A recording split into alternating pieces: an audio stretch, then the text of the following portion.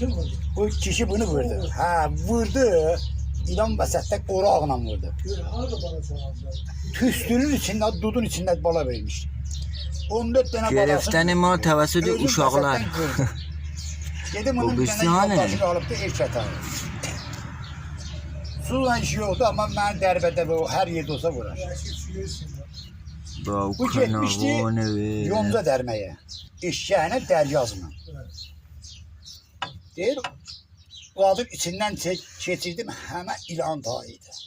Hesab elə və buradan gelib 8'də yonca dərməyə. Gel, yine ilan dağlar. And için bu eşeğe vurmuştu. Eşeği. Eşek ölmüştü. Kişi böyle özü düşmüş değil. Düşende böyle ilanla değil mukabil elədi.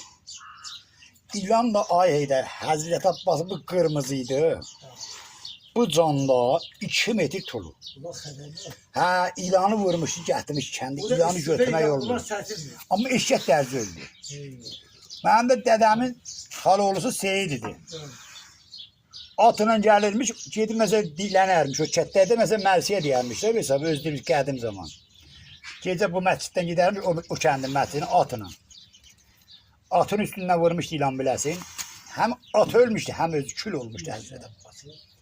Deyidilər ildirim vurub bunu.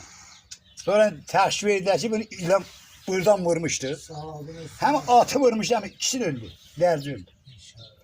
İlan əslində mənim özümə əqərəb çalıb, əqərəb öldürmədi amma mənə. Qar nənəm ölmüşdü belə. Kətdə görərdik Allah təala rəhmət etsin. Qəbir üstü bir əllərlə belə torpağı. O zaman